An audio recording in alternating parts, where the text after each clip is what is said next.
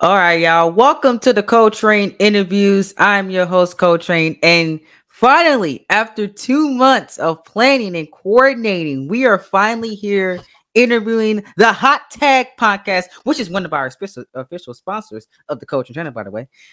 J Dog and J and W Boss. They're finally here in the building. How y'all doing today? I'm doing pretty good. I'm doing good. I'm glad we could finally be here and do this. Goodness, it felt like the interview that was like forbidden to happen or something. But we're here. We're here. Thank you for having it. Yeah, thank you, Coletrain, for having me here. And I just have one beef, man. I thought it was going to be only me. And then I look and this man is still here, J&W Boss. I can't get rid of him. No, that's a lie. That's a lie. You knew what the deal was. You knew what the deal was. I did? Yeah, you did. You did. I don't know. I was told that the spotlight was going to be only on me, and once again, I have to share it with you. But if I have to carry you on another show, I'm going to do it, boss. You never carried me anywhere else. You ain't going to carry me here. Yeah. Listen to the interview. Sit down. Sit back. Relax. Tell my chiropractor that my back hurts. I'm carrying. You old, boy. That's the problem. Right? Excuse me. He's been carrying you a lot on the Hot Tag Podcast. Never, ever. People watch the Hot Tag Podcast know the truth. They know I'm the one that got some common sense. We ain't trying to be rude, Cole. Continue. Let's go. We'll relax. Go ahead. Speaking of the Hot Tag Podcast, I want to ask both of you guys a question. What was the idea behind it, and how did all that come together? Okay. You want to start this? Yeah, I'll take it because Don't get into too much a long story. Now we've been doing.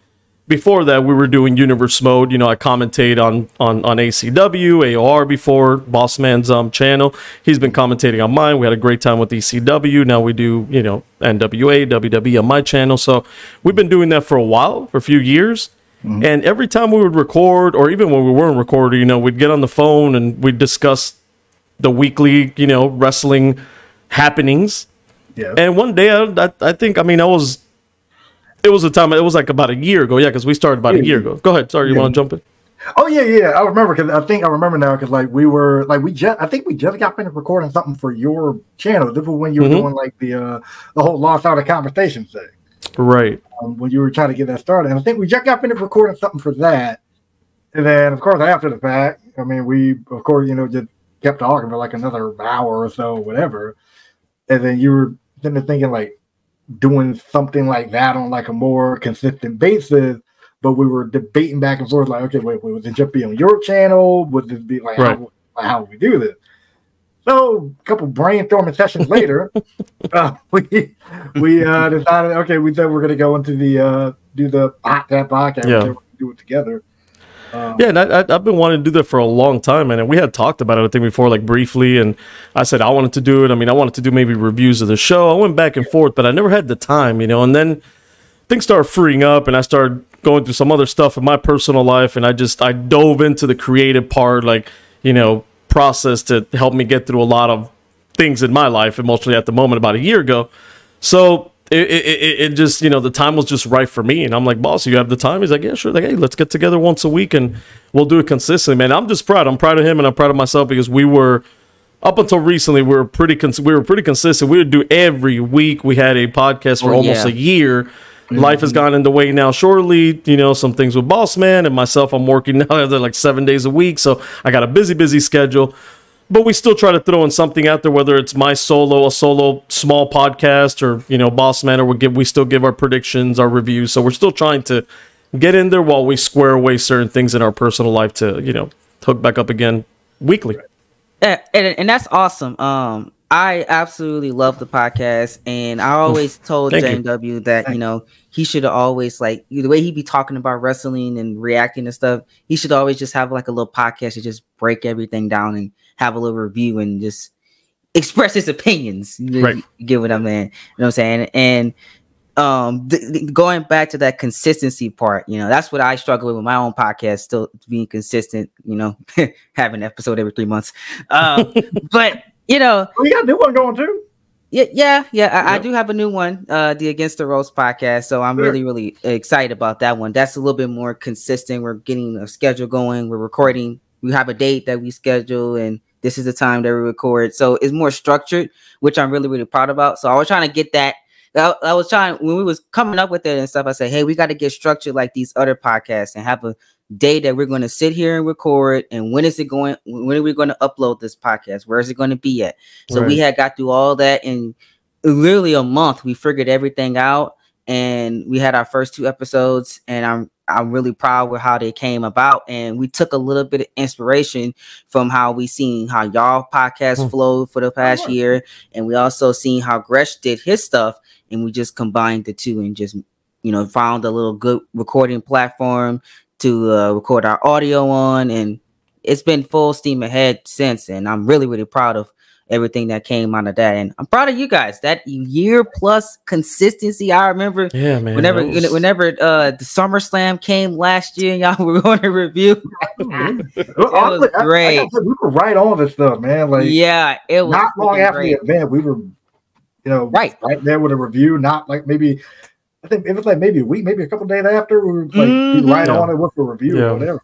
Yeah, we got a little group. It's true what you said. Like if you get on a day, it's a lot better. We were on a group where we were like almost, I think every Friday or Saturdays we were recording, bringing it out, and then we started playing around with, okay, let's do some live episodes. Let's do some watch alongs, which by the way, we're gonna have a watch along next week. I'll announce that on our channel, but we're gonna have a little WrestleMania watch along next week before the big WrestleMania. So you are invited, Mr. Cole. Yes, sir. Oh, absolutely. You could take the place of J&W Boss if you want, Cole. I'm always looking to replace this guy, especially when he starts talking about TNA. Great Impact Wrestling. Let me get boy. You lucky I ain't got my banners there with us. All right. It's slowly dying, man. So don't worry. I'm gonna get my way, and Impact Wrestling's gonna be no more. But Impact Wrestling is already no more. TNA's the thing now. So what you gonna do? TNA's the big thing now. TNA's back. That's been the thing this year. Yep. I mean, TNA's been good. I'm not gonna lie. I'm not gonna sit here and say it's been a pretty not mid. It's been a pretty good promotion this year. It's been good. I think, like from my standpoint, I think it's been good. It's been good. I think the firing of Scott D'Amore really kind of just dampened a lot of the like really goodwill that people were having for it at the time. Yeah, I agree. Like people leaving and all this other stuff, and it's like, dang. And then Cole, I'm sorry, Bossman. Cole, don't do this. You start getting this man started with TNA talk, and we'll go into, you'll look at the thing and be like, damn, there's 30 minutes have gone by. I lost half of my audience because Bossman, or my entire audience, because Bossman just talking about TNA, man. I swear. I was just countering. I was just following up with his point. He's going to follow up with some New Japan talk now and Jack Perry. Oh, please don't talk about Jack Perry. We don't want to talk about that man. Nope. No, let's completely leave him out the conversation if possible. Yeah, gone. You gotta say no more. No, sir. So both of you guys are Universe Mode creators, if y'all don't know. And I want to talk more about y'all Universe Modes and like what got y'all like really into the content creating space with Universe Mode. Like, who was y'all watching before y'all really started? Okay, I think I could jump in. Ladies first, boss. you brought him on here. You know that. This is your fault. It's your fault. Go ahead. No, it's not my fault. It was a hot tag podcast interview. I'm interviewing both of you. Did you not think that this was gonna happen? Come on, Cole. You watch. You just told the people you watch. You know better than this anyway. I do. It's entertainment. Yeah, of course it is. You think they're getting cooked on your show too? I'm wearing these glasses because the truth be told, though, Boss Man's Universe Mode and his channel is on fire. I'm just spitting facts there. There you go, boss. There you go. It is. I agree. So when it comes to, thank you, J-Dog, by the way. So when it comes to like my thinking to jumping into Universe Mode thing, admittedly, I wasn't really watching anyone at the time. I wasn't watching like Murph. I wasn't watching Dell. I wasn't watching anybody. In fact, I didn't watch them till like way later on, actually. So for me, it was just a case of like, this was something I was always like doing in some way, shape, form, or fashion. And to make a long story short, I initially tried this with like 2K, I think 2K16. I initially was the first game I tried to do this with, but that game didn't have nearly the amount of stuff that like you could use at the time to make it really flesh out, to make it something really, really good, or at least I didn't have the skill or the know-how to do it. But especially that camera pan every time to the announcers, and they just be having like weird avatars. JBL's hands was disappeared one time. All that, all that stuff. Yeah. Right. And again, I didn't have 2K. Right. I didn't have to know how to do all that stuff. So, but I'm like, and then with the direction that All Out Action was going, yes, I was even trying it all the way back then, it didn't work. So I just scrapped everything, deleted it, exit from the record book. But then 2K17 come out, saw the trailer, saw the stuff you can do, and I'm like, oh, you know what? Let's give it a shot. Let's give it a shot. Let's buckle down. Let's really strap into this thing here, and let's just see what happens. And so that's what I started to do, which is why the first few episodes are a pain in the neck to watch, because I did not have any guidance or influence on how the heck to put this thing off. All I knew is that we're putting together a show, and then let's see what the heck happens. And then, of course, as time goes along, you learn how to edit, you learn how to put stuff together. You eventually network with people, all the other fun jazz. And then, now here we are with ACW in season 3 of the series. Yeah. Been cool. Right, I'm glad I had to jump on here before this universe broke up. Yeah. And J-Dog, how did you get started? Ooh. Man, like I tell people my channel, not to go into a long story, but I have it there listed on my channel, man. This thing started back when I was like 9-10 years old, man. And I played with my wrestling figures, and I would do commentary, and I booked the matches, and I'd do all that with my little wrestling figures, man. And me and my friend would do it, and then I did a lot by myself as well. But fast forward, then I did a lot of that stuff too with No Mercy for Nintendo 64, and I would have my own shows. You know, I would fill it up like one roster, the other roster. I would do all that good stuff. So wow. Yeah, I started watching though. The first person I started watching doing it, because I worked the night shift at that time. I would work overnight, so I'd be stuck at the hospital, just sitting there. You know, a lot of free time, and I'd watch a lot of wrestling videos. And then I ran into it was Tony Pizza Guy was the first one that I saw. I saw Tony Pizza Guy, and he was doing WWE. I think it was 14 at the moment, or 13. And I had gone WWE 2K14. Thought it was fantastic. Still think it's one of the best 2K ones. Yeah, I agree. Around WWE 2K14 was great, and so yeah, I started watching him, and I just started, man, this is pretty cool, you know. And he was entertaining a commentary, and then just putting stuff together. And I kept telling myself, and this was for a few years, and I'm like, and I started doing it on 14. But I didn't record anything. I started sharing on like some Facebook groups the pictures of stuff that happened, and we would tell stories and go back and forth with other creators. So that was fun. And I just started telling myself, man, again, in the most humble way possible, I started saying, man, I think I could do an even better job. If not good enough, I could do an even better job than some of the people I'm watching. You know, and I said, I think I could do the commentary. I have that in me. I think I booked some good matches. The editing and all that stuff took a while for me to improve. If you go back and see my first videos to now, it's kind of night and day. And I was also playing with just me against a computer, and Boss Man was actually the man that got me over that fear of doing it with 2 controllers. And once I did it one time, boy, I was hooked. I said, I ain't never going back to facing the computer. I'm never going to be Brendan Plays, you know. And so I said, let me be creative instead of being lazy.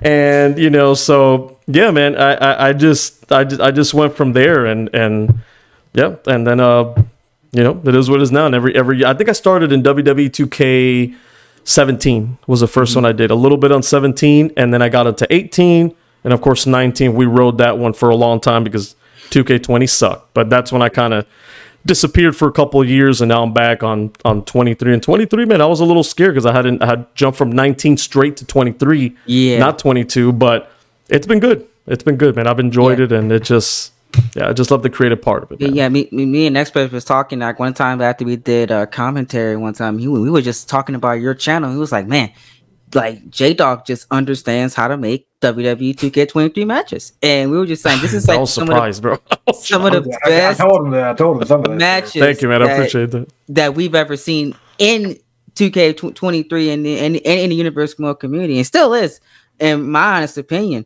So Thank you, that jump that you took, I'm really glad you did it, because you're making some of your best content that you've ever made. Thank you, man. I do appreciate that, because I've taken a lot of pride, and I take my time now taking a lot of pride in getting these. I like to, my whole thing I'm key is I like to tell good in-ring stories, especially in bigger matches. You know, I've learned to kind of scale it down with weekly shows, but if there's a big match or a pay-per-view, and this is why Fall Brawl's taking me so long now, I want to tell a good in-ring match. That's what I like in real life, and that's what I'm doing. I'm not going to throw out there a spot fest. There's always going to be some rhyme or reason to my match, some story, something going on in the match, and that's what I, you know, with the limitations of the game, you play around with that. But yeah, that's absolutely the way to go about it. Honestly, you know, if your matches have a story in it and it's easy for the audience to follow, the more invested they're going to get with the finish of the match. Yeah, right. Like who wins? Right. Like, you build it throughout the entire match and had this happen, that happened,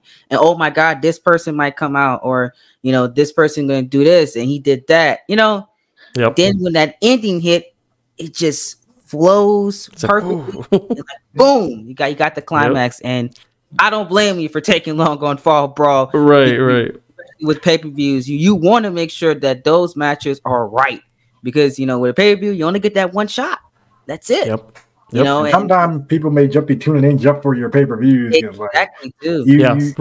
Right. I've seen that. The pay-per-views have a higher rating. You know, they got more, you know, my weekly show will have like maybe, you know, 100, 200, something like that. You go to a pay-per-view, oh, wow, I got 500, 600, you know, 1,000 views in that. So, yeah, the people go in to see these pay-per-views. So you got to put in that time with the pay-per-view and kind of use those weekly shows to tell that story, to get you excited for the pay-per-view ideally. And you know what, going back to the in-ring, when you tell those stories, it's also, and you know it because you do your own commentary as well, Bossman and me do the commentary, it makes it easier on commentary, so you could be able to tell that story on commentary and have fun with the match. Yes, that absolutely. You know, having the in-ring story already there when you're on commentary, especially when you're doing it with someone, you can go back and forth pretty easily and make commentary a breeze, because the story's in the ring.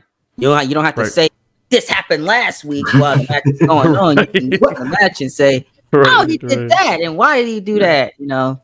I think to me personally, I mean, y'all were talking about commentary. Y'all know me. I'm a stickler for that. You can have the pretty visuals in the world, but if you sound bad or you sound like you don't want to be there, or the one thing I would like to say, if you sound like you're being held hostage on commentary, I'm not gonna care about what I'm gonna mute. I'm gonna do two things. I'm gonna mute the video, or I'm just gonna click off. I'm just gonna click away, more than likely. Brendan Play should mute himself forever. He said that. Not any of us. He said that. Damn right, and I'm owning it. I'm a fan of like commentary being good, and I think that was like, going back to a process of content creation, that was honestly like one of the things I wanted to get right first.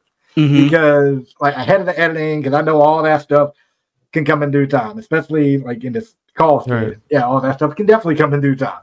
But with commentary, the first thing you see before you see a match, before you see a promo, before you see a segment, you're hearing me, or you're hearing whoever's on commentary first. So if I can get you excited to just stick around and watch the show, then that's at least something. Visual may not be the best, whatever, but hey, dude got energy. You know what I'm saying? And really, that's probably what saved my backside early on, because editing wise, oh boy. Absolutely. A call show with real life wrestlers.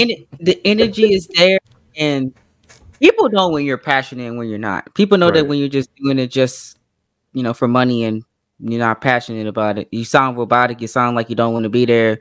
You sound like you have no idea what's happening. I've noticed that when some people have bought people on their pay-per-views, they sound like they're robots. And I'm like, did you not give them a script? Did you not tell them what was going on? Was the match not that appealing to them? Like, you know, those things an audience, especially a fellow creator, can pick up on very fast. And you just can't really have that for commentary. Commentary sells the entire thing. They like Bossman said, the in-ring product, it could be 1,000 different camera angles and stuff like that. But if you sound like, oh my God, get the table. What an RKO that was. Yeah, like after a big move, bro, a false finish, and you're like, oh, he kicked out. Then it's like, what? Wake up, dang gun it. You're not excited that the guy. I mean, you're not surprised. This is weird. Can I ask you guys a question? I know it's your show, but speaking about this, I know I talked about Tony Pizza Guy. I know we've all seen Murphs. To me, Murphs is the greatest. Is he the greatest to you guys too, or no? I mean, he has to be there. He doesn't do it anymore, but I think it was the king. I mean, hands down. 100%. He got all the elements, and it's because he combined all those elements, and he was exciting in commentary. He did the editing stuff. He had good in-ring action stories. It was just total package, bro. In my book, I think so too. And then me being the call person, forever movement. I mean, like if you're in this call place and don't, and haven't heard of Forever Movement, haven't seen them, like, bro, there's a reason why they were like the top like show in this call place for a while, and then a couple of other stuff, and then the consistency and but yeah, no, there's a reason why they're in the spot they are. So one of the top, call show, because they had all the elements, visual, audio even. Like, even audio. The audio was stellar.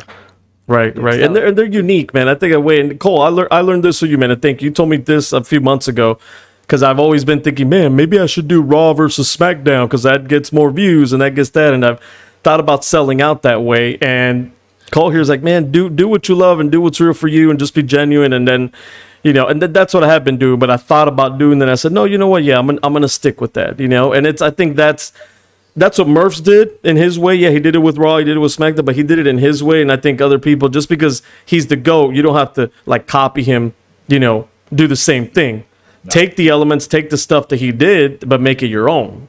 And that's and I was saying this to even J&W when he was talking about like with the cost stuff and people not watching the how the Raw and SmackDown universe most get the 2,000-3,000 views. Right. I was just when season 8 started, we started AEW and RH and whatever, and like I was surprised at the view count whenever the first episodes dropped, like 900, 700. That normally didn't happen unless it was a pay-per-view, or like maybe like a big Raw or a big SmackDown show. Then I get those type of views, but I think it's just because of the quality and having that established audience that knows what you put out.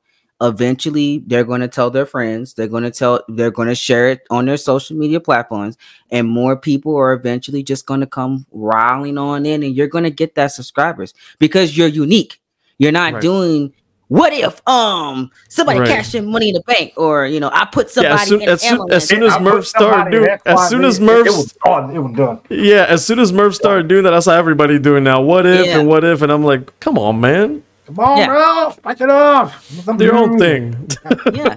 And a lot of people just like, there's too many of these people. Why would I sit down and watch you if the better content creator who has the better production is doing that? I'm not going to sit down and watch you. First. Exactly. So staying unique, staying in that era, especially, I told Dylan the same thing. Staying in that era that you're in, man, oh man. There's an Dylan. Yes, Dylan doing great work, man. Great freaking work, bro. Yes, because he stayed patient. He stayed patient with his ruthless aggression era. He never changed it, and he just kept adding on to it and adding on to it. Then his editing got better. And it only got better. Right. He gets it, man. Production is better. He gets it. He gets it. He gets it. He's done that. He has that Murph's kind of formula, but again, making it his own. He's doing ruthless aggression. His commentary is different, but it's just as passionate. So it's I love it, man. He's one of my favorites right now. Dylan Tulin is doing great work, man. Shout out to you, Dylan. I agree. He's like genuinely one of my favorites in the community too. And that's what I had told you a few months ago. Just stay patient. I promise you, the subscribers gonna come. Because look at Dylan now. He's almost like, I think he's almost a 2,000, or he's like on 2,000. Close to there. Close to there. I think. Yeah, and that's because he stayed patient and he just kept building it up, and now he's getting his big moment, and now he's blowing up, like rightfully so, for years and years and years of putting in that work. Right. Yeah. So that's my biggest advice to people that are starting in the universe mode community, and trying to navigate YouTube. Just stay in your lane. Do what you want to do. Don't do this because somebody else is doing it. because it's not going to be genuine, and an audience knows that. Like, they know what's genuine and what's not. And I might be the bad guy here, but I'm going to say it anyway. Okay. Go ahead. Some of you, though, who are starting universe mode or have been doing universe mode, have a little self-awareness, though. If you're not good at it, there's a lot of other stuff that you could do. All right?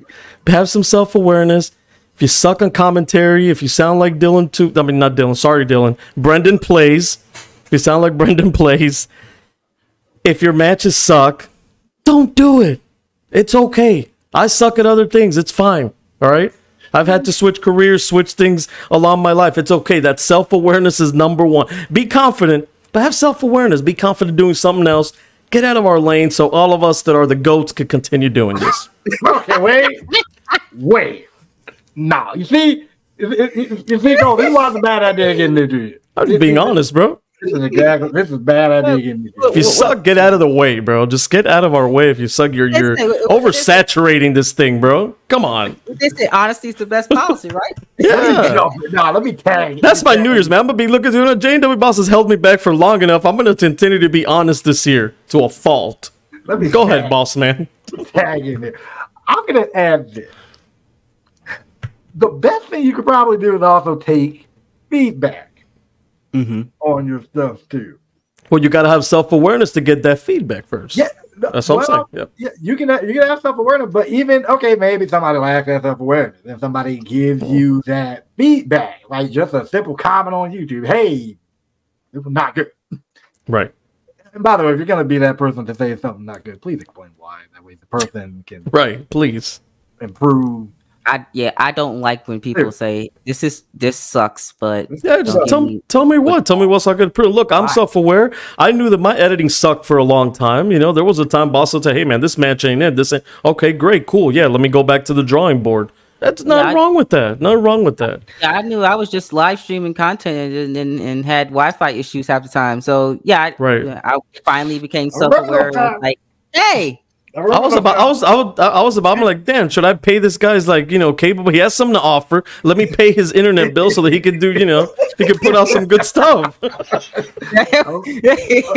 can't do it now. Before I had more money, I can't do it now. Sorry. I'll tell you what happened. No, I tell you, like with you, NXT was coming up or whatever. NXT, like you had Philly coming. I think. Oh, I helped you with that. It was Philly. Yeah, it was Philly. And I think I was helping you with that, but like the issue is you wanted me to help you with that, but the issue is you were doing live stream content, so that wouldn't have worked. I said the only way this is gonna work is like you gotta edit this and put it together. You fought tooth and nail again. I did. Give it a shot. Give it a shot. He was just like just try it out, and I was like, okay. I was like, okay, fine. You know what? I'm gonna just record these matches. I'm gonna just send it to you, and we'll just see what happens. Right. He and J&W did the main event. I never forget. He did the main event of the show. I also surprised him with an opening video too. He didn't know you did, and I was like, oh my god, this is really good. So this is what happens when you actually record before you upload. I was like, okay, there you go. I finally, the self-awareness came in. Yep. The video came out and it did great, and everybody was like, I want all your episodes like this now, and I was like, all boom. right. Boss man, kudos to Boss man. He's helped a lot of people here just with a little simple. Again, with me, as soon as I got with those two controllers and he helped me, oh man, this is fantastic. Let me do this from now on. Like the computer ain't cooperating with me. I could get like one good match out of like 10. Let me do it with two controllers. I did AI versus computer when I first started to AI myself versus AI when I first started to. I got no clue why I did it because just like J-Dog, I was doing this when I was a kid. Like since I was a kid, with two remote, calling the man, telling the story. I don't know why I just deviated from that and did. It's weird. Player versus AI. I don't know. Because you probably watch Brendan Plays and you got brainwashed just like all his subscribers. No, I actually didn't watch him. Actually, like this, start solo, not watching anybody. Still can't believe that he said that I will never amount to nothing. That was one of the craziest. I don't want to curse here because it's your channel, but F that guy, bro. Yeah. And so like Bossman said, self-awareness. That's the biggest key, because after that Philadelphia show came out, I worked tooth and nail that entire summer. Okay, I worked 2 straight months I was going and doing jobs to saving me up some money. I made over like $1,200, $1,300 that summer, and I bought me an laptop. I bought me a laptop because the fans, they wanted edited videos at that point. They said, I don't want to see another live stream. I don't want no more of that. They wanted edited videos. I said, okay. Hey, yo, Cole, Survivor Series being in 6 parts. Yeah. It was like, enough. It's enough. I was like, you know what? This never again. So I worked tooth and nail that summer. It was, I think it was a summer right after the pandemic happened too, by the way. So I had my little, I was double mask up in there. Yeah, let's go. I was going to work every day to get that money, and I ordered this laptop, and that's when everything changed for me. That's when the channel just took off. Right after that August, whenever that WrestleMania show came out, that was it right there. Right after the 8-hour Royal Rumble. Right after the 8-hour Royal Rumble too. Boy, that was something else, man. I was at work. I worked an entire shift, and this man, from the moment I got in to almost I left, I said, "What? This thing is still going on?" I would come back and see it. Like, he's having a damn marathon, bro. I still cannot believe that show was 8 hours, 9 minutes, and I sat down and I had the show started at 1 o'clock. I was doing stuff with family. Went ate dinner. I went to somebody's house, and the show was still going on. We got back at like 7, 8 o'clock. I'm in my room. Man. The show is still going. We haven't even got to the Royal Rumble yet. Bro, you could have taken a flight across the country, bro. You could have taken a flight across the country, landed, still got there to the airport, be like, oh damn, my show's still going on. I could have taken 2 flights, honestly. It still would have been going on. Wow, man. A whole day. But thank you, Boston, for clarifying a little bit what I was going to say. Yes, if you got the talent, if you know you guys see, and Cole's different, because Cole knows he has it. You know, Cole has that charisma. Cole loves wrestling, has a creative mind. He knew it. He has fun doing commentary. He's passionate. He just had to clean some stuff up. Same thing with me. Hey, my editing needed to get better. I needed to do things. I needed to buy a microphone. I didn't have this when I started. I didn't have the Blue Yeti. I had the PlayStation one. You go back and listen to those first few. Okay. JW remembers my PlayStation microphone. Right? Yeah. I didn't have that either. I don't think I had that when I started either. The first PlayStation microphone, whenever when they first give it to you, when you get the console, that's the one I had. Yep, that's the one right in the control, man. I was recording right off that control, right in my ear, me versus computer, doing a tournament. That's it, man. That's how I started. Don't think my ear hurt at a certain time. I said, I can't do this no more. Yeah, man. So have that. But again, look, I still like basketball. I used to play a lot of basketball when I was younger, right? I took feedback on how to improve my jump shot, and I did, and I have pretty mean little mid-range jumper. But I was self-aware. I knew I wasn't going to get to the damn NBA, man. I'm barely 5'9". I don't have those type of natural skills. Doesn't matter how good my shot is, I ain't getting to the NBA. And some of you need to learn, you ain't for WWE 2K, so go do something else. Don't start a podcast either if you suck and you're boring, please. God, everybody wants to have a podcast now. Everybody and their mama has Mama Rhodes probably has a podcast. Jesus. Everybody's got a podcast because everybody want to get their opinion out. Yeah, everybody needs to get their opinion out, man. That's fine. People need to realize it be the most ridiculous things and be so boring. Like, come on, if you're gonna have a podcast, at least be funny. Right. You gotta have that creative juice. You gotta have there's different people, right? I have friends who aren't creative. They do other things and they'll never get on and do a podcast because they know they're not creative in that way. You know, there's different, and it's okay. It's okay. Some people like numbers. Some people like to be an accountant. That's great, man. I always say not everything is for everyone. Yes. So stop complaining when someone wants to do something that you can't do. Don't preach. Testify. Boss man, get the tables. Damn, I ain't got one there. I always tell people that, man. Hey, you know what you're not good at, so just stay at what you're good at and stop complaining because this person wants to do this and that and you can't. If you like WWE 2K Universe Mode and you know you're not good, stop doing it and come subscribe to the best damn Universe Mode J-Dog's channel and I'll give you the best, man. Then you can watch it. There you go. And leave a comment, like all that stuff. That was a great self plug right there. Oh man. So speaking of wrestling, so what are y'all current thoughts on this year of wrestling so far? Oh. Can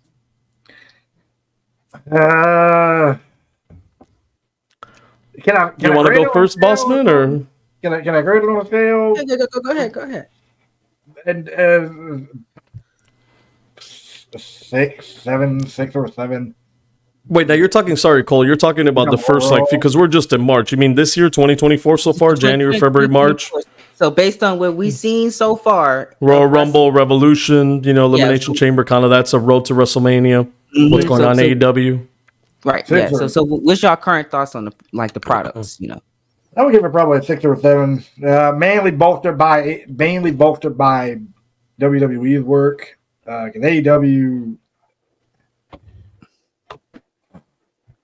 AEW really need to clean up some of their booking issues and how they go about handling stuff. Because I was really amped for Dynamite at one point. Now there have been times where I've missed it, and I'm like, okay, cool. Like this past Dynamite, I missed it, but I heard I quit math were pretty good, so I probably want to go on my way to see that. And I heard I want to go back and see that. Yeah. But unfortunately, with Dynamite slowly dwindling and me caring about it, Collision, I can't tell you the last time I actually watched Collision. Wow. Yeah. Same. Rampage, don't even bother, and don't get me started on Ring of Honor. And don't get me started on Ring of Honor. Did they have the women out there? I said the video that they had the women out there dumping thumbtacks and stuff, and it was Rampage? Oh, that was Rampage. Oh no, I actually saw that, man. That's a problem. They're overdoing these hardcore matches. I don't even think ECW did it this often, to tell you the truth. And that was their niche. That was their niche. Yeah. AEW's niche. If they did it, that's fine. That was their niche. AEW niche is old school 90s to ruthless aggression wrestling fans. You can't just give us wrestling. You think so? Everything got to be hardcore. Well, that's what people say. I think it's more New Japan independent kind of mindset to me. Okay. It's weird because that's. Sorry, go ahead, Bossman, if you wanted to finish, because I had my take on AEW too. If we want to stay there for a little bit. That's a lot. I don't think that. Yeah, I better say. I mean, kind of thing. They're catered more to the New Japan independent crowd. I mean, clearly with how they book. Honestly, you can see it now. They book some of the matches. You got a match here we go. You got a match Bryan Danielson versus Zack Sabre Jr. that took place at Wrestle Dream last year. Fantastic. It was great. Barely built that match up with any type of story, with any type of promo interaction between the two of them, with nothing. You're selling on the match itself, right? Cool. I was saying that because from what I've seen on Twitter and a lot of people have told me in my IRL life too, they're like, well, AEW really got me back into wrestling. I haven't watched since 1999. I haven't watched since 2007, and they say AEW got them back into wrestling. So I thought that maybe that some of their audience were from those time periods, but I always said it was New Japan and independent pro wrestling people. That was the big niche. I think the excitement, to go where you said, I think the excitement that it brought in was something that we haven't seen since that time, because we got tired of all those years of Super Cena and then them, bringing up the NXT guys, and we got excited and not doing it well with WWE. Vince McMahon was total Roman Reigns, right? Even worse than John Cena at that time with pushing him as a babyface. And so McMahon was so out of touch, and we were excited to see. So the excitement came in with that, but you could see it with the numbers. Now it's more just a core audience, which is that audience of that Dave Meltzer audience and the New Japan, an independent kind of style. And you can see the way that he books. So, and what I've been noticing, those people that were stopped watching 99 and 07. Now they're coming back and going to WWE now, because now they're realizing that, hey, Vince is gone, The Rock is back, and now they're getting back to what what WWE was good at. CM Punk came back. Yeah, so they came back and starting to watch WWE again. Yeah. I just think that Tony Khan, man, going to AEW, we talked about self-awareness. I think Tony Khan needs to be self-aware and say, hey, first of all, what does he want to be, right? because it feels like the way what Boss Man said, he didn't build that story for Bryan Danielson and Sabre Jr., right? So it's like, but it was a great match. And that's kind of what I was telling Boss Man. I used to go to a lot of independent shows when I was younger, and it felt like that, right? They would have shows like every month or every 2 months, and you would go get some good matches. Oh man, great night of action, great. But it wasn't a weekly episodic show. And I don't think Tony Khan, and I think Eric Bischoff would agree with me, that Tony Khan, and he said it many times, doesn't know how to book television in that way. So he's not giving you this great episodic television show that then, oh, we're going to get this blow off on in the pay-per-view, and you're building it up to that. So he has to just ask himself, is that who I want to be? Is that what this company wants to be? Because I think he goes everywhere, right? He gets these old WWE guys, and he lets some of the MJF is really old school, so he's out there telling stories and doing it, the professional wrestling old school way. And you have guys like Edge and Christian, people like that. But for the most part, then, so he has to figure out, first of all, have that self-awareness. What do I want to be? And then have that self-awareness, say, hey, maybe I shouldn't be the main booker here. I should be the owner, step back, maybe I have to approve these things, but allow somebody else with a great mind to come in and be that head booker, like a, Triple H, like a Scott D'Amore. Scott D'Amore's available. Someone like that needs to come in and kind of take the reins of creative, not have, they have too many chefs in the kitchen, like they say, right? Too many people want to do their own thing. And it sounded nice at the beginning, but I don't think it's working that well. So that's what I would say about AEW. That's what I felt like last year. And then going into this year, I love the pay-per-views. Whenever they have a pay-per-view, let's go. But it feels to me like I'm watching independent wrestling because I just go to the pay-per-views, go to those big shows. Oh, yeah. Show me some great wrestling. Great competition. Good show. Fantastic. Then the weekly shows, I don't really pay attention anymore. Yeah. And then to kind of go to what you and I kind of mentioned on the most recent episode of the podcast, keep plug. Not so cheap, but not so cheap because both of us are here. But right. Exactly. But I do want to add, and literally, it's going to be in the title. Interviewing the Hot Tag Podcast. There you go. I do want to mention this because it kind of coincides to what we were just talking about. You and I were talking about on the podcast already holding AEW to too much of a high standard when it comes to like what we're expecting from them. And I was adamant in saying, no, we're holding them to the standard of they decided to become a weekly episodic television show with pay-per-views that you are asking people to fork over $60 for and everything else. So, yeah, by all means, yeah, we're going to hold you to that standard of what we expect from a weekly episodic television show that you're wanting us to pay money for, especially for these bigger pay-per-views. Because unlike WWE, who streams on Peacock, and you can get their premium live events, what they call them now, for like $10 a month. Right. Or $5 if you want the commercial version. Right. Or $5 if you want the commercial version. Right. You don't even got to pay $10. $4.99. $4.99. And with Peacock, you get like everything else too. So exactly. And Peacock has a good catalog. Sometimes they get movies that are they actually do, man. They do. They got Oppenheimer, who was the top movie this year. They got it. And they got Five Nights at Freddy's too. I have to go in the movie theater to watch that. I watched it for my house. So, I haven't seen it yet. My kid. We can talk about that later. But my kids were a little disappointed in that. Oh man, I actually liked it, but so it wasn't like the games a little bit. Okay. They did change. Maybe that's why they were disappointed in it. Yeah, so I understand. They become little critics. I'm like, dude, just enjoy. No, we're gonna criticize it. Okay, well, it's just like their dad. Kind of do the same thing, me, right? When I go in there and go, yeah, you're right. Guilty. Well, I see where they get it from. Guilty. I never criticized Jane W. though. That's a lie. Anyway, but yeah, so like with Peacock, you get all that, and so for AEW, you wanted to pay $60 for their pay-per-views. Right. You don't want to build up how you building up to. Come on, y'all better bring it. So there you go. Yeah. Exactly. And that's my current feelings on AEW. It's the pay-per-views are fantastic. I go out of my way and watch them, absolutely. But weekly shows, I can go a week or two without watching Dynamite and feel like I didn't miss anything. Right. Besides, this great match happened, but I can just watch it on YouTube. Yeah. Yep. So it's crazy because now I'm enjoying Raw now. Actually, one of my favorite shows, probably even more than SmackDown, any show right now on TV, and it's 3 hours. It's still too long for a weekly show. I wish it would go to 2, but I've actually been enjoying Raw. It's good. They've had some good matches. The stories are there. There's good segments. I've been enjoying Raw, man, and I know we wanted to talk about both how we feel that. So I think in January the road to WrestleMania starts, and I've heard mixed reactions online, so I would love to get your guys' take, man, on that too. Like, what do you think about it? Me and Boss have not been able to really digest this in the Hot Tag podcast. We haven't, in a couple of weeks, we haven't talked about it, but do you guys think The Rock has helped or hurt this road to WrestleMania? He's helped it. He's helped it. 100%. He's helped it. I think that The Rock is having one of his best runs he's had since he fought Hulk Hogan, and I'm so serious. I mean that. He has been very entertaining. He has made the Bloodline storyline even better. We know why he's there. We know what he's doing. He's made the story itself was kind of getting dry. I'm gonna be honest. Before he came back, it was just like, okay, we know Cody's going for Roman, and we got to sit through this for another, couple weeks.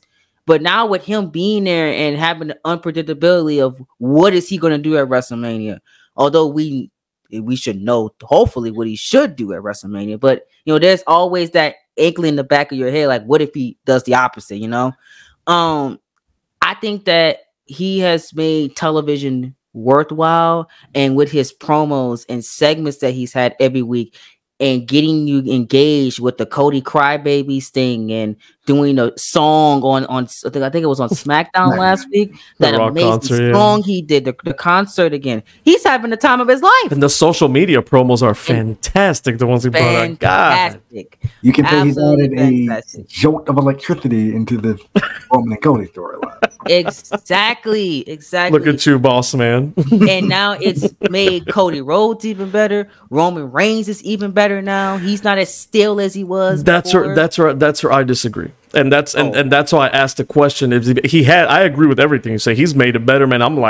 I'm so Team Rock that I want Cody to win, and I've been on Team Cody, and I was the one out there when The Rock first came in and stared down Roman. I was like, "What are you doing, Rock?" And I was pissed, and I was on there on Twitter, and I was tweeting, and I was one of them Cody crybabies. I was mad as hell.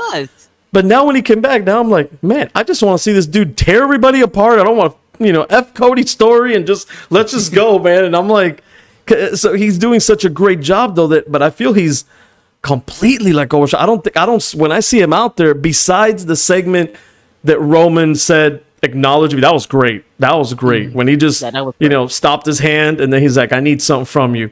That was great. But besides that, it seems like Roman has been like second plate, and even Cody. And it seems like the tag team match is so much more important now than the actual main event. And we got that because I thought that was lukewarm when last week when we had Cody and Roman one-on-one in the ring. I was like, it was a much better build last year, and they had better verbal joust back and forth last year. So it was kind of like, they got really 2 weeks to, and Cody other people have told me online that they don't think he's coming off weak. They don't think he's coming out there.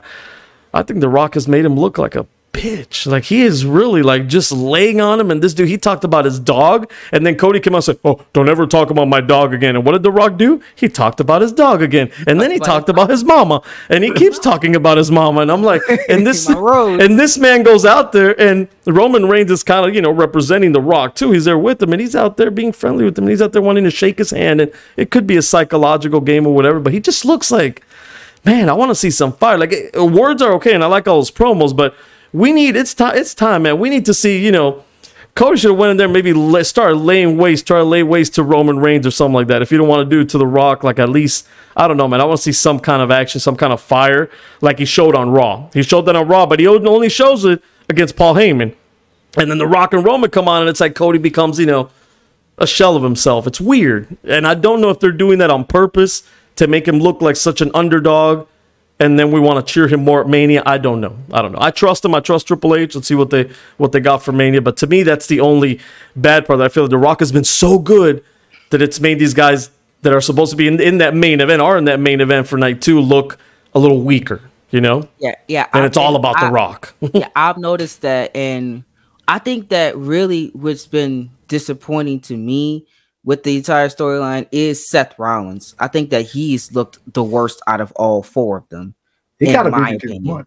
You beat me to the point, because the only person I feel bad for in all this is Seth Rollins. Because let's be real, the only reason he probably got as involved in this as he did is because CM Punk unfortunately got hurt.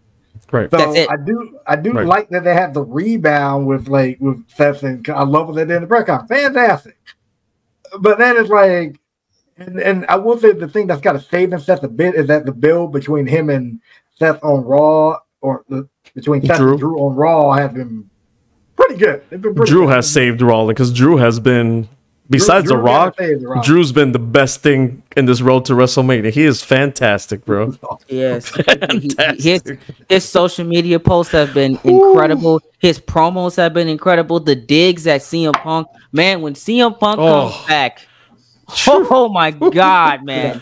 They have money ready to print with that storyline. That's great. He's already teasing it. And it's gonna be really good. I can't wait. Good. Whether it's at SummerSlam or next year, whenever the hell it is, that's gonna be. That match is gonna probably be the highlight of the night because of how the story is going. He has dogged on CM Punk so much. Right. Like every chance he get, even in public, if you notice the social media posts, he still brings up CM Punk and like. Don't be like CM Punk, and CM Punk WrestleMania main event. He just brought up now. I think he was showing. I didn't see the whole thing. He was in Chicago, and I guess because Raw today is in Chicago, and he was out there. Was it at the bakery that CM Punk was talking about? It was a bakery. He literally went to Mindy's Bakery, which is the bakery where he got the fantastic. Where he was sitting there eating whatever from, where he was going off and everybody had all out or whatever. So this dude's out of control, man. But what do you think? What do you guys think? Seth Rollins because besides that diarrhea Dwayne was horrible. That was his worst promo there. But besides that, I think he's brought some fire to it, and he's brought even going back to the CM Punk when he returned. He's like, people, is this real? And I think he's brought some fire. He's brought a lot more passion, I think, than Cody Rhodes has. It's just that he's looked kind of weak because of that. Like Drew McIntyre's kind of tell you, you're over there involved in this. You should be worrying about the title, and he's kind of in between things. But I think again, he's a kind of a victim of The Rock just making it, and I don't know if that's on purpose. I don't know if The Rock is pissed, and that's the conspiracy theories, right? The Rock is pissed off that he didn't get his match with Roman, so he's just gonna lay out and show these guys, dude, this is all about me. And I don't know. I don't know, but I guess if you go back to earlier this year, The Rock said about a long-term story. I guess The Rock doing all this is the long-term story that's going to pay off in the end. I hope so. Which we probably don't know about, because he did whisper something in Cody Rhodes' ear. I don't think that's been explained on television yet, so we don't know what he said or what that meant. Didn't The Rock do it in that and that's another thing. I've been asking Cody, please explain it. And he's like, I want to be the good guy. I'm not going to talk about The Rock. And then The Rock came out and explained all that in his 20-minute promo on that he kind of told him, hey, kind of to do it for the business, do it for the people. This is what the people want to see. He cleared some of it up, but I want to hear Cody's side. Right. What does Cody think of that? And they've been keeping that lip sealed. Right. So hopefully, if I'm Cody Rhodes, I'm like, oh, you guys are calling me a politician. And then I started laying it out and talk about politician Rock. How did you get yourself into all these movies? Number one, how did you came back, got in my ear like a true politician, waved your power around to do all these things, and you manipulated me, and I heard you, and I because I want to be a company man, and that I did that. That's what I wanted to hear from freaking Cody. You should talk about how The Rock politician is in the most recent Black Adam movie. How he in the Fast and Furious movie. This is well documented. Right. He's talking about Cody. Your dog. Cody, shoot Cody. Go ahead, bro. Everybody say, "Oh, Cody, you know, man, well, I didn't think he kind of was, but like he kind of was, but I'm like, go the route that you were talking about. Like, okay, bro, no. Lay into the fact that the Black Adam movie flop, which is probably why he's back here. Exactly. Lay into the fact that he's waving around his power or whatever, just like some of the great politicians of our business, if you didn't want to give names out. Oh, brother. Oh, yeah. What you gonna do, brother? Definitely the biggest politic in wrestling. I don't need to be on the board, brother. I'm bigger than the board, brother. I am the board, dude. I'm not laying down for him. No way. No way, brother. Oh, man. All that. Could have laid into it. From that perspective. That's the stuff I want to see. Yeah. Because Y'all want to talk about adding fire? Y'all want to talk about putting passion in there? Right. That's what he should be talking about. Right. And the same thing with Roman Reigns. Talk about how he was the company man, how he was fed that, and he still couldn't get over. Yep. All this is well documented. Cody should have went the John Cena route. Exactly. He should have. He should have went the John Cena route, and he didn't do it. Do you think it's because they can't really hang with him on the mic? The only ones that have been able to hang on the mic in the last 10, 20 years, that with The Rock has probably been John Cena, who looking back at it now, when I was young and I was watching that, I was such a Cena hater that I love what The Rock was saying, but looking back at it, I'm like, dude, John Cena verbally abused this guy on the mic many times. He got the best of him, and then CM Punk also held his own on the mic with the Rock as well. Yeah, the material that CM Punk was given, he did. I think if CM Punk had today's material, he'll probably be neck and neck. Oh, right. If he were going there right now, one-on-one with him, he could do it, and Cena could do it. And I don't know. I don't know if Roman. I don't know if Cody Rhodes. I don't know if Seth Rollins. I don't know if they could do that. I don't know. Yeah, give him a chance. I think he might be on something like that. I think part of Cena's problem, I think, to be able the past couple of years is that I think it's clear Cena got way more leeway of what he was able to say as opposed to what is the person he's going against was able to say. You know what I'm saying? Yeah, you can tell because they don't know how to they couldn't do it the way Cena did, but they can't fire back that way. Yeah. Let me put it to you in a gaming terminology. Is anybody a fan of the game Fatal Fury? Right. The fighting game, Fatal Fury. I know exactly what you're talking about. Keith Howard. The fight with him, Keith Howard was able to jump into the freaking background while your character can only move on a 2D plane. John Cena was able to jump into that background while his opponent had to only focus on that 2D plane and just talk about him as a wrestler or as a movie dude or whatever. Do you think that's happening now with The Rock, that he has that leeway, and maybe Cody and Roman and then don't? I mean, I would highly doubt that Roman doesn't have that leeway to say whatever he wants, and I mean, Roman probably could say whatever the hell he wants, and he's Roman Reigns. He's the big star. He's the attraction. Right. What are you gonna do?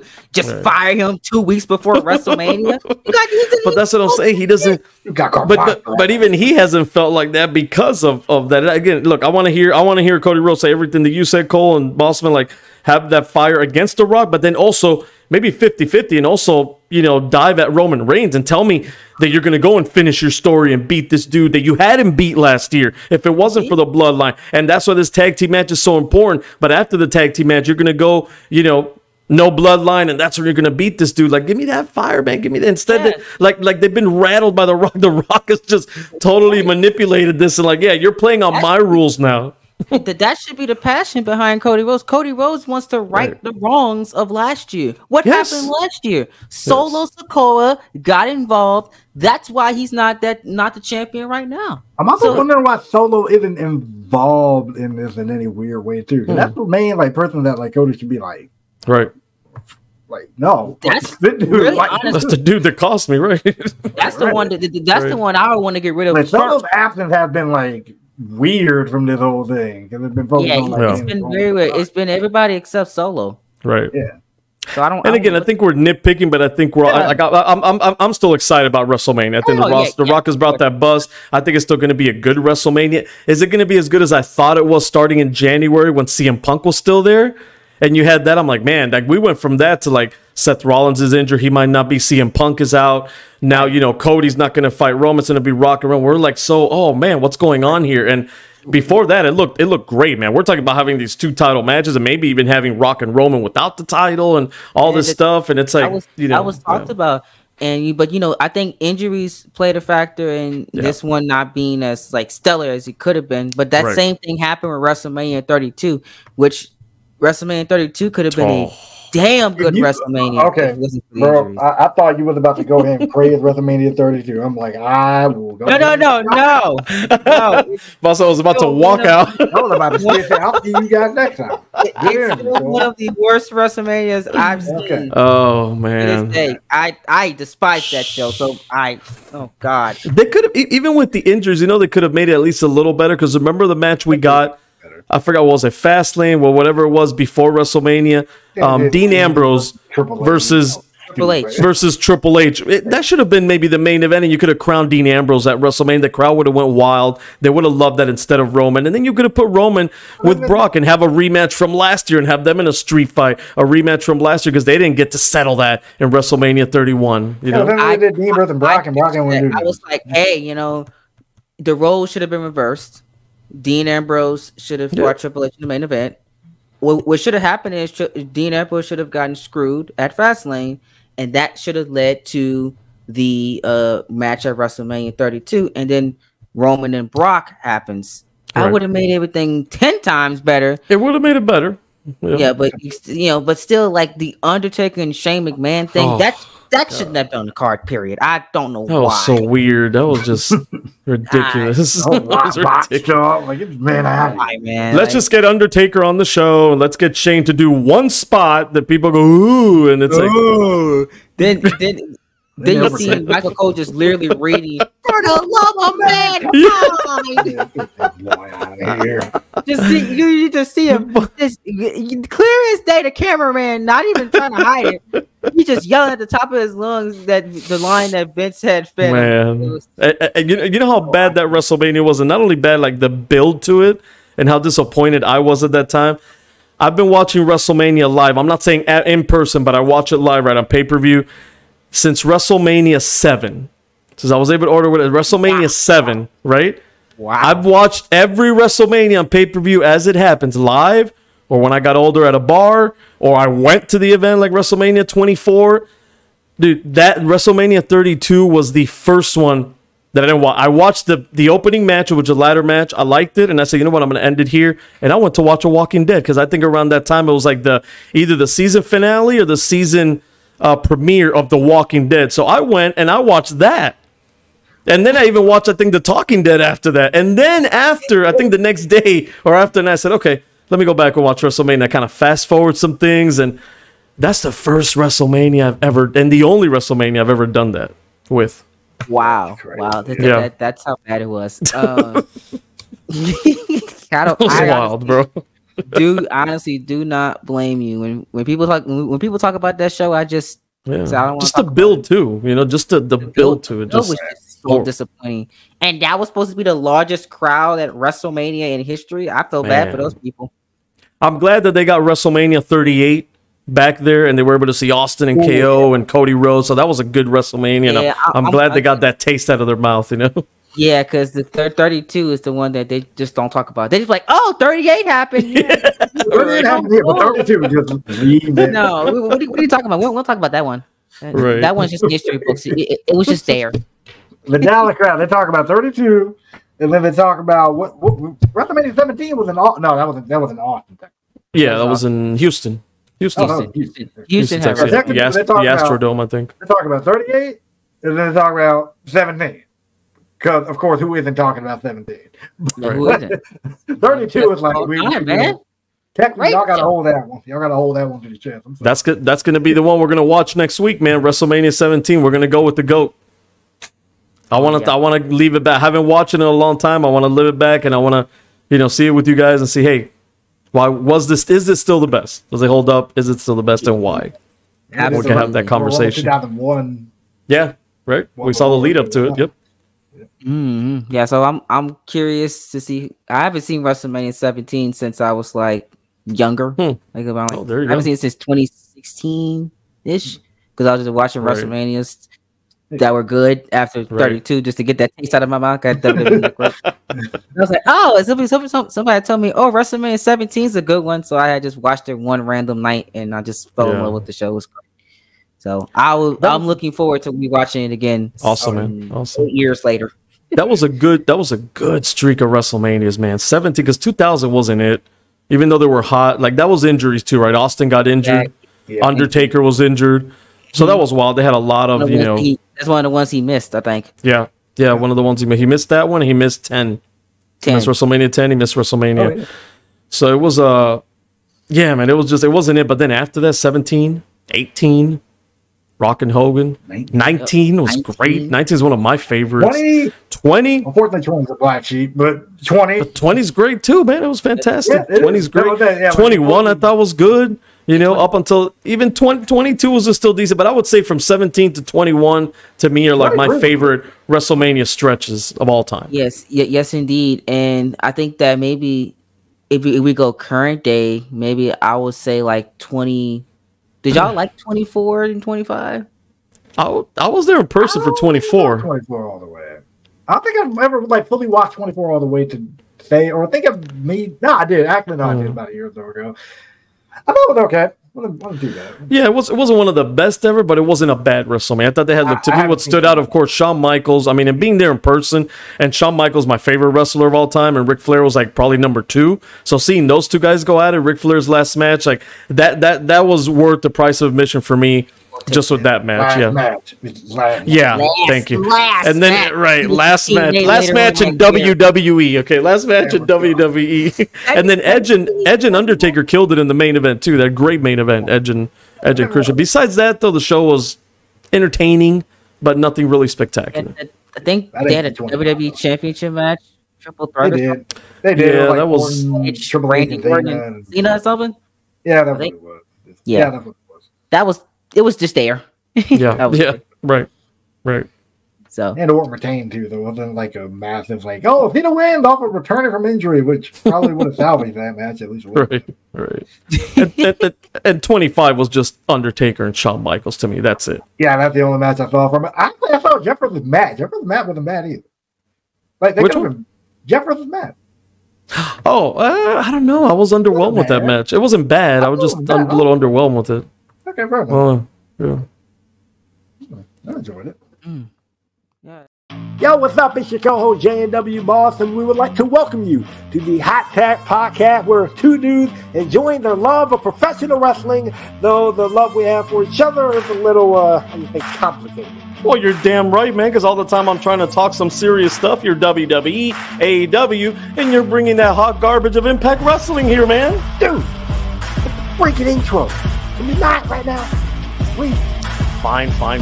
Thank you all for joining us once again here. Get your snacks, get your drinks, because it's time for the Hot Tag Podcast with J&W and the J-Dog. So, what do you guys think of the WrestleMania 40 match card itself? What is the match that you're most excited for?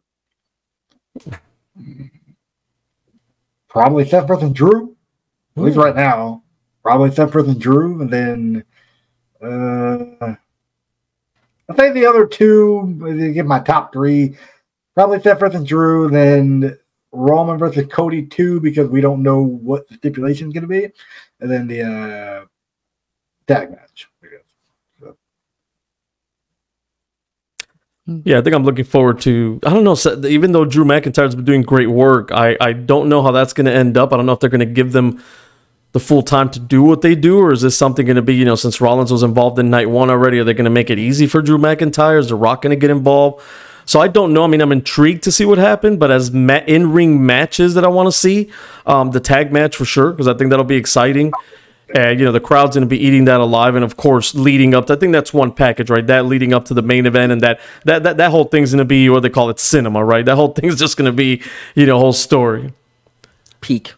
Yes, peak, right. So that's great. But in ring action, though, I think Gunther and Sami Zayn are going to kill it.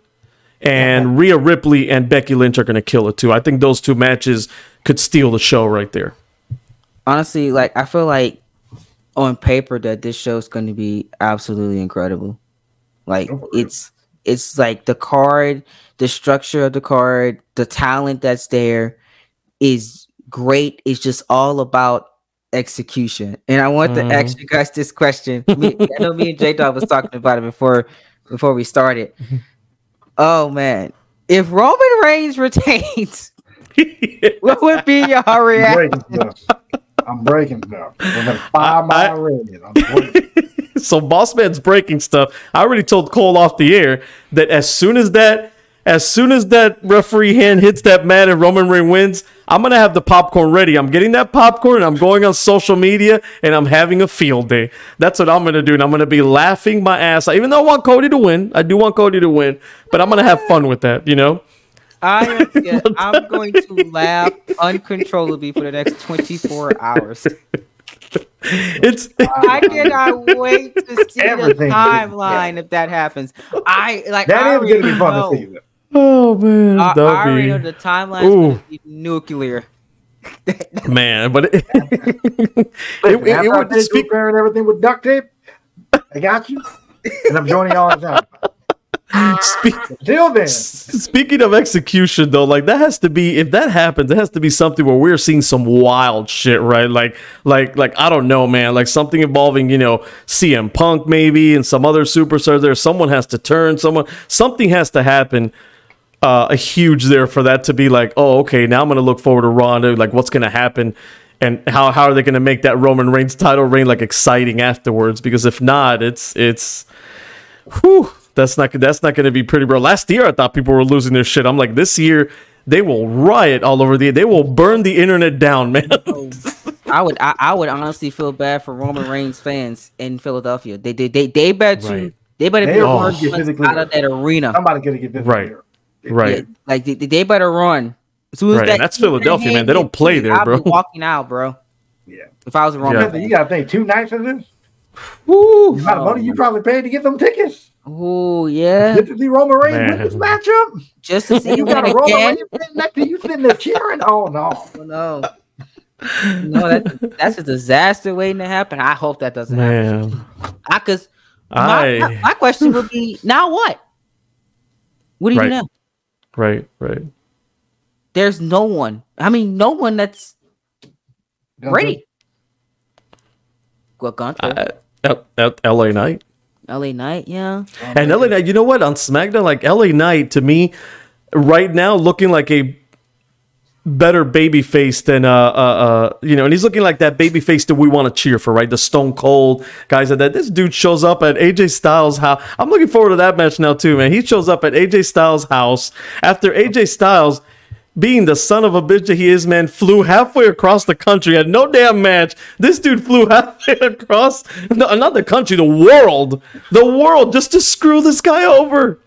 This dude shows up, LA Knight. I love the part where he's cutting a promo still in the cop car, and he's cutting the promo as we see the camera like focusing on him in the back seat, and he's still, LA Knight's still cutting the promo, saying that he's going to be back here next week. I'm like, this dude is out of control. LA Knight is having probably the best run of his career in WWE. It has been top freaking notch, and even the work that AJ Styles has done, I noticed that he slipped down the card a lot. Right. You know, but I like him as a heel now. It's a good fresh, So that's freshening him up too. I think it's going to be an absolutely fantastic match, and I think that it's going to surprise people. I think they're going to go out there and kill it and show them that, hey, we can still do this. Right. I was upset at first because I thought it was going to be LA Knight versus Logan Paul, and that you crown LA Knight US champion at WrestleMania. And I was a little upset first, but now seeing this play out, I'm like, this might even be a better match. Like AJ Styles doesn't have bad matches, and you have the LA Knight, you know, going out. So I don't know. I could see LA Knight going over there and getting a big win at WrestleMania, kind of setting him up for the whole year. Yeah, I see that's definitely happening, and I wouldn't be surprised like if they potentially bring LA Knight to Raw and have him right over the world title with Drew McIntyre. True, because I think Seth.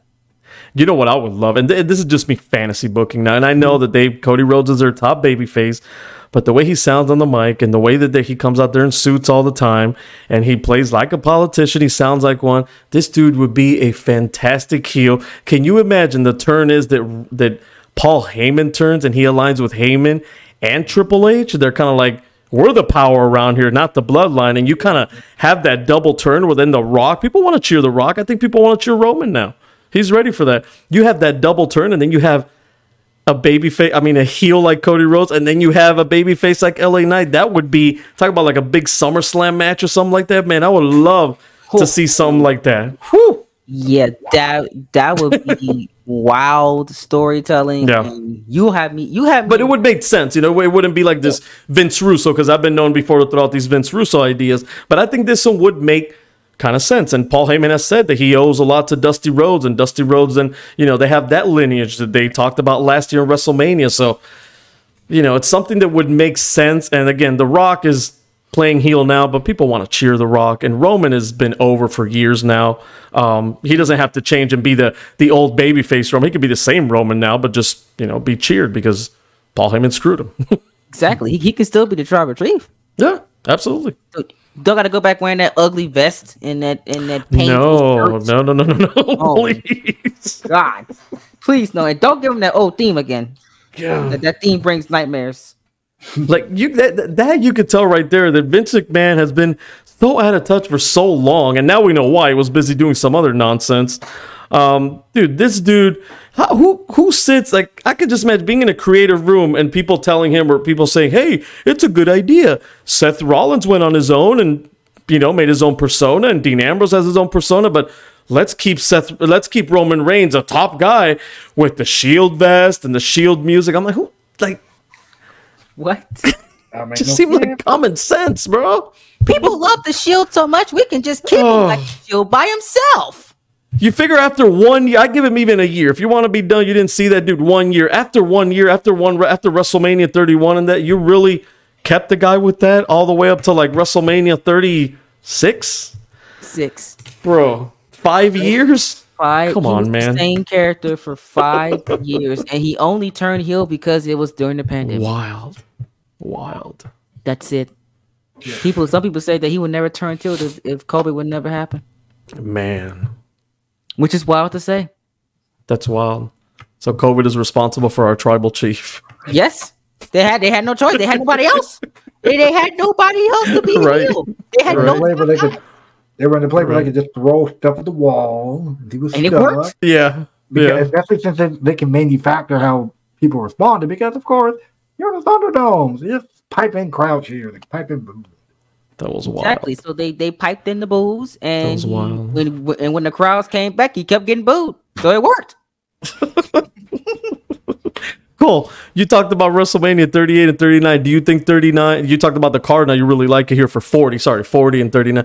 Do you think 40 has a better card and could be better than 39? Because I thought 39. Honestly, I've been telling Bossman on the podcast that even though I love 17, I honestly think that 39 is the greatest WrestleMania of all time, especially night one. 40 has the potential to do that. It's mainly, to me, it's about execution. And when I sat down and watched WrestleMania 39, I sat down and actually watched it on campus with a friend of mine who watches wrestling casually. And he told me that was one of the best WrestleManias he's seen since he was like 6 or 7 years old. So I know that it was a great show because he was a casual fan. He didn't really pay attention. He didn't know that many new names, and WWE did such a great job with it that he was able to properly get back invested into the product after WrestleMania 39. We're going to watch WrestleMania 40 together as well, night 2 together in my dorm room. So it all everything lined up in 39. Everything lined up. Sorry, but everything lined up in 39. Great stories, and the match is delivered. Yeah, it's to me, it's gonna be about execution. Like, can you deliver inside the ring? And if you tell the right stories inside the ring, like we talked about earlier with stories, and you execute properly, I definitely think that 40 can be better than 39. Absolutely. I hope so. I'm a little skeptical. I think the tag match and the main event will maybe be better, or will be better than what we got with Roman last year, even though that was a good match, but people didn't like the ending. So we're going to have maybe a better ending and a better, again, peak cinema, like you were saying, we're going to get that better. But again, are the other matches going to deliver, like Gunther, McIntyre, and Sheamus, which was my match of the year last year? That was fantastic. Then you had Rhea Ripley and Charlotte tear the house down. You had the Usos and Sammy and KO. That was a fantastic main event. So there were just all these matches that just delivered, right? Seth Rollins and Logan, Rey Mysterio and Dominic. It was just great, man. Even some of the tag team matches, that wild tag team match where Ricochet. Yeah, Ricochet was doing some wild things there, and that was fun, man. It was fun. Yeah. So they got their work cut out for them, but I hope so, man. I hope you guys are right. If that is, yeah, I'm excited. It's WrestleMania. I'm always excited, and The Rock has got me even more excited this year. So let's see. It'll be good. Yeah. And I've been on the bandwagon that WWE has been the hottest it's ever been in years. Long time, man. Long time. It feels really good to actually say that, like you said, you're excited to see Monday Night Raw. At one point, right? I didn't turn the show on. Nope. Me either. It was just background noise while I was doing homework. I didn't care. If I heard something cool was happening, I'm like, all right, let me see what's up. I'll watch and saw what I wanted to see, and then I turned it off. And I just turned it off. You know? But now I didn't watch for a long time. To be fair to AEW, because we kind of crapped on AEW. Hey, we don't watch anymore of the weekly episode, but we're not just being tough on them because of AEW. There's no tribalism going on here. We're rough on them because the same way that we were rough on WWE for a long time. I didn't watch Raw either. It wasn't fun, and the pay-per-views weren't even good for a long time. How about that? They were too long. Most matches were just thrown together. Like, why would I sit down and watch pay-per-view either? Sometimes I skip those too if there wasn't that. I wasn't interested. Watching SmackDown hurt. Because because SmackDown went from being its own thing to a Raw recap show, and then it was basically just a follow up of Raw. It was like some of the same matches you would see on Raw, on SmackDown. I'm like, why are we even here? Like, and then they had at one point they had their own champions too, which made it even more weird because they had their own exclusive champions, but it was a Raw recap. On Raw, anyways. It's weird. That's crazy. I don't know, man. I don't know what that old man was thinking, dude. I don't know. Like he just I don't think we want to know anymore what he was thinking after some of the stuff that came out, bro. Oh yeah, God, yeah. Reading and hearing about it, your own research, ladies and gentlemen. Your own research. Beyond comprehension, y'all. Yeah. Don't ever ask me anything about that guy. No. Right. Absolutely terrible things. Oh man. I'm trying to see what else I got for y'all questions wise. I think I asked all my little questions. Y'all got something? You got something? Boss Man always has something. I think he wants to promote. Don't you want to promote the hot dog stand that you got going on now? Never got it. Never had it. But I am going to promote the fact that ACW is a work in progress and it should be out soon. Hopefully by the end of the week. So, with, of course, myself carrying J&W Boss on commentary. So I hope you guys all enjoy that part. I do my best every week to make this guy even better. That's a lot. Well, no, it's still a lot. Never mind. I don't lie, forward to what ACW got in the pipeline because I did get a nice little message last week about something. So look forward to letting whenever I can let the cat out the bag on that one. Oh yeah, you'll give the okay. I'll give you the okay. It'll be a fun show, man. It will be a fun show, and me and Expert Gaming will be commentating the match on that show. I am very, very excited about that one. Looking forward to it. It's gonna be great. Great build coming up, man. By the way, man, I appreciate all the props you gave us too. So I have to give you and Expert do a fantastic job. You know, not only behind the scenes with that, but also on commentary. There's no shame in being the B team. You know, you got the A team right here, me and Boss Man. No shame in that. But you guys, just like Cody Rhodes, you know, you're number two, but it's okay. It's okay. It's a good number two, though. It's a good number two. It's a good number two. Damn good number two. I mean, if I say so myself, you know, there's not that many dual comments. There isn't actually. Yeah, there really is. No, but you guys are killing it, man. I love hearing you guys, bro, and the bickering too and stuff. I'm sorry they got to put up with Expert just like I put up with J&W Boss. I feel you, and you got to put up with J&W Boss on TNA. I don't know how you do it. Yeah. Yes. I gotta put up with both of them. Don't know how you do it. Yeah. Me and you, Cole. Me and you. It's been a long time coming. Me and you got to do a little commentary, just us two.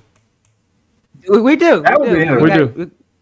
We got to get it done one of these days, man. We were supposed to, but we were. Look, if we can't do a whole show, maybe we could do a match at one of my pay-per-views or something like that, and we'll work that out. We'll do something, man, because we gotta do that. We've been teasing that for a long time. We have been teasing it. I don't even think I've ever gone over how I met this pain in the neck in public anyway. Who, Cole? No, You. Oh, You. I said, man, yes. this man invites you on his show, and you're calling him a pain in the neck. No, you. I'm talking to you. Oh, me. You. Oh, well, you know. Yeah. Oh, yeah. I forgot to ask. How did y'all meet? I do what I can. I got the real answer, and then he can tell you his lies, all right?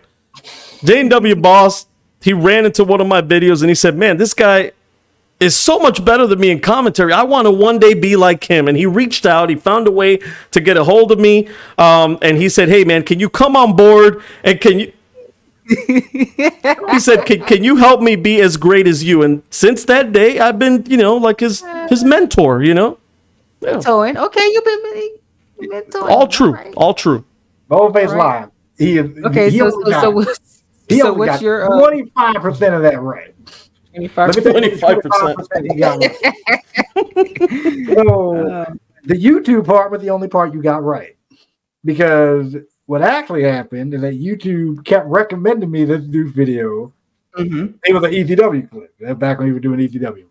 Because YouTube knew that you needed commentary help to elevate you.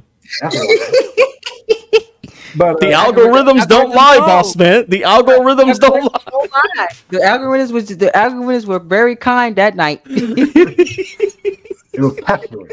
I'll say. So here's the thing. His ECW will pop up in my feed. I'm like, okay, cool. You know, I look cool, but I'll give it a watch a little bit later. Cool. Right, fair enough. A couple days, next day, I'll see it again. Same video specifically. It wasn't even a different video. Same video. I'm like, oh, okay, cool. YouTube. All right. I'll get to it. Day 3, same thing. I'm like, golly, you okay? Fine.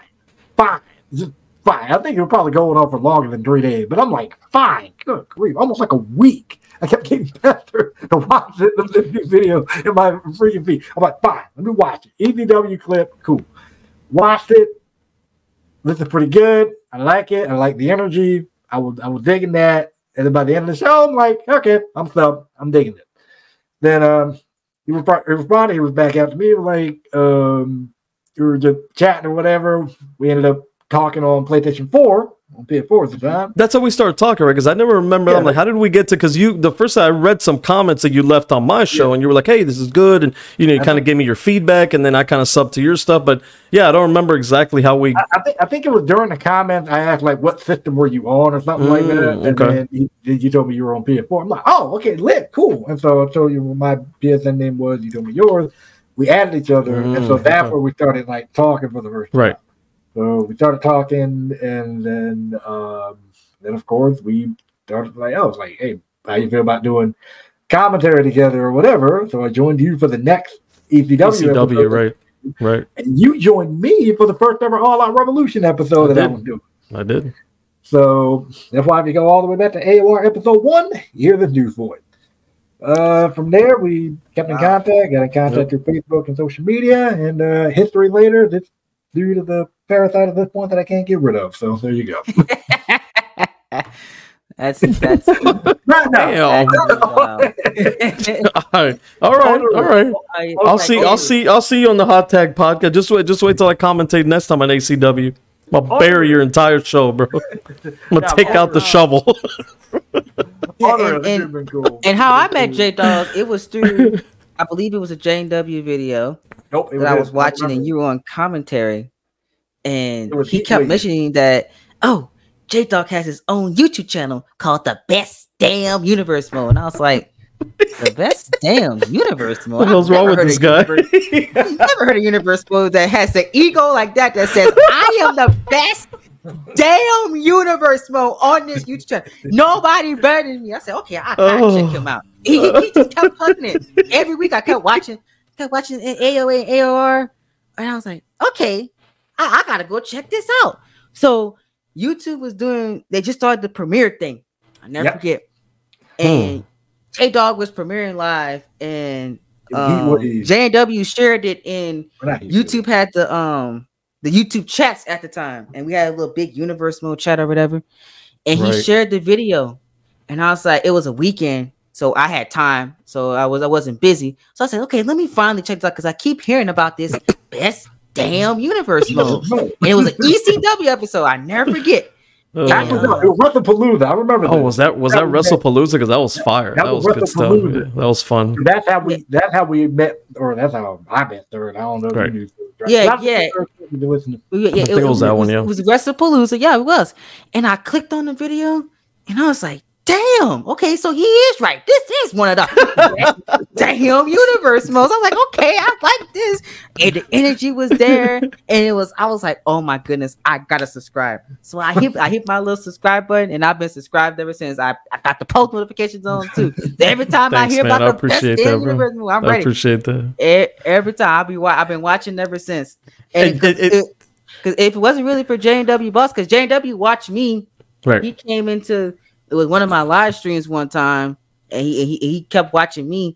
Yeah, because I met you through the WrestlePalooza. It was weird because I met you and Third through WrestlePalooza, and then XTV met the two of you. Right, we all kind of met, I think, around those shows. I remember I met you guys through that, when I was doing WrestlePalooza and then the Great American Bash, and I started talking to XTV, started talking to you, started talking to Third, and we had that, we had that little group going there for a while, and then Third kind of disappeared, I disappeared, and.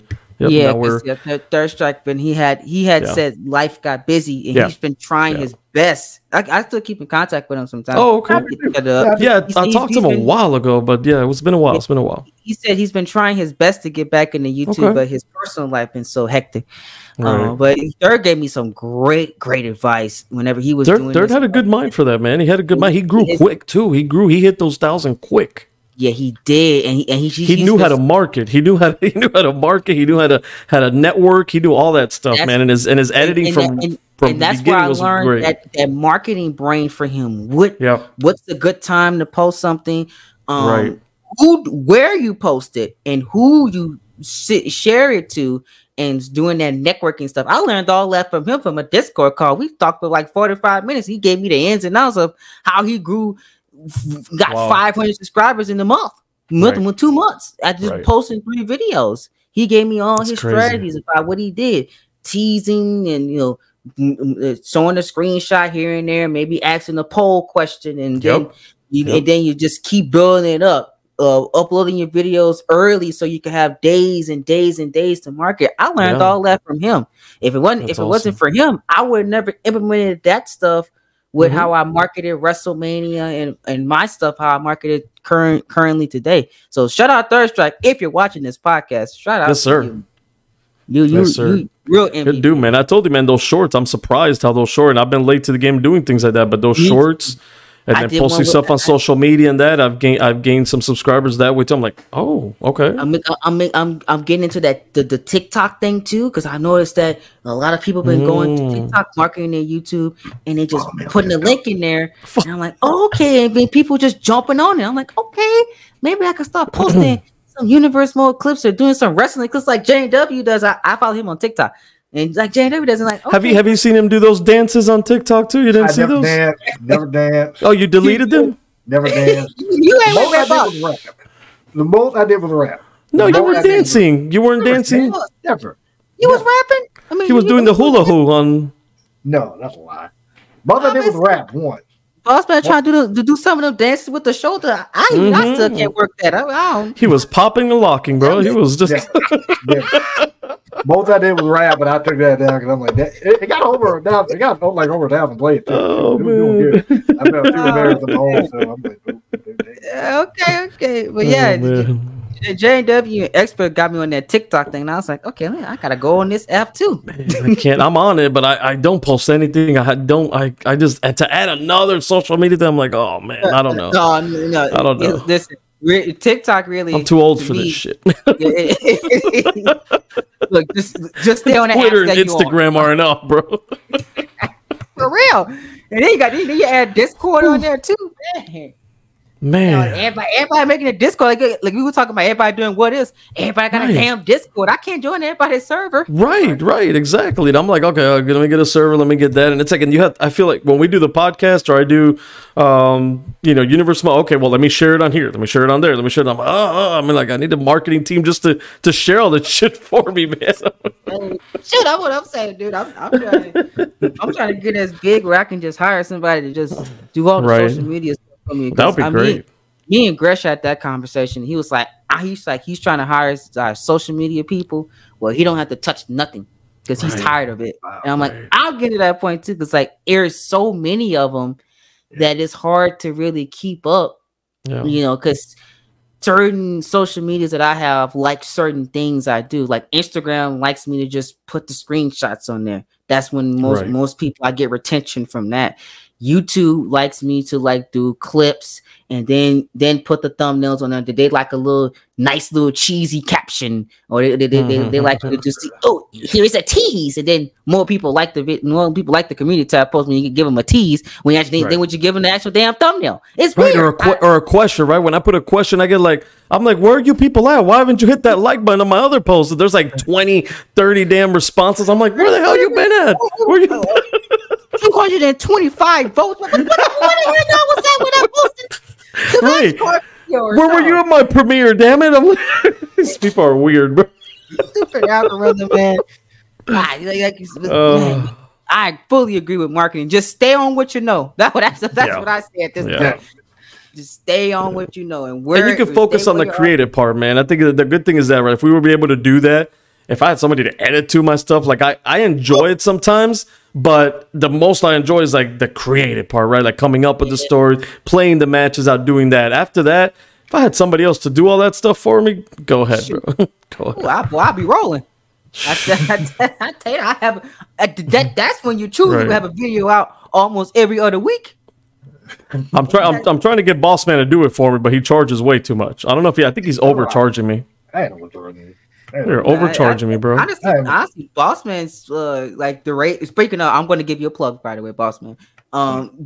His money and what he charged for the quality of work, it's a damn good steal. If y'all are actually in the universe, my Chris, looking for some work, you're looking for maybe someone to like possibly edit a little intro for you, or probably edit a couple matches for you together. JW Boss is your guy. He's on Fiverr.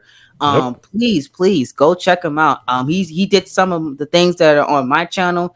I can like try to plug them in the description and probably in the comments too, where y'all can get some of his examples of some of the work that he's done for us. Damn good work, by the way. And y'all can just go check him out and just see what he's about, and maybe he can give y'all some help on a project or two. Hold on. Here's what I'm going to say. I know I'm on your channel, so I'll finally get the outlet to say this. Shout out to you, Cole, for putting a lot of creators on. Shout out to you for that. For certain, myself, a lot of shout out to you guys, to you for putting us on. But to the people that watch, by all means, you can click the description and swing your way over to the individual channels that do this. Because if I time I hear, oh, hey, that's JW, or hey, that's Super Kicker, hey, that's Expert, hey, that's so-and-so, and I'm like, okay, cool. I don't see you around elsewhere. I love it, man. J&W Boss, speaking the truth, I'm getting to you, Boss Man. I'm getting to you. It'd be so funny too, because thank you. I'd be like, hey, yes. They always ask me, Cole, who made this? And I'm like, it's in the description in the comments. Right. And you got it having to put into the pinned comment too. I put this is the produced by blah blah blah blah blah in the pinned comment, and I still get comments and emails. Whoever did that main event, I know. They tell me, well, I know you didn't do it because you said that you didn't do it on Twitter. But what's the name of him again? Some people are just so they can't even click on a little thing called there it is, like it takes less time to click on that than to ask the question and wait for the answer. Yeah, if you like the work the collaborators do, go follow the collaborator. That's what I more always than one channel say. on YouTube. I'm just I always say that. Hey, this is this guy. This is their channel. Be sure to check out their content because that's just how I am. I always put everybody else on that makes something for me. And I be frustrated when they just be like, "Oh man, I missed that guy. I wonder what he's doing." Mm-hmm. What? Here, he's live right now. Oh, I didn't know he had his own YouTube. I just thought that he just you just knew him in real life. What? Oh man, That's the people that wild. do work for Cole, we are not minions. A lot of us are our own creator too. Yeah, that's what I'm saying. Wild. You have no idea, like, because I had just put I have a business email just to keep track of emails for YouTube and stuff. Yeah. So I have them separately. You have no idea the amount of questions I get weekly of people saying, "Who made this? Do you have anybody else working for you? Because I know you said that you're in college, but I don't know your entire team, even though it's in the about section on the chat." Right. Everybody, Like they don't know that exists. I think people don't even know. I don't know. They just watch a screen and that's all they get. That's all they get. I don't know. Like, and people, the bookers come up to me and they always ask me like, do these people not watch? I'm like, they do. I don't know if they watch y'all. I credit y'all in everything, but nobody reads no more. It's wild. It's some wild things stuff, doing this man. stuff, bro. I love you guys. Thank y'all for the support, but there you go. Please read. Yeah. Go swing over and watch ACW and TNA.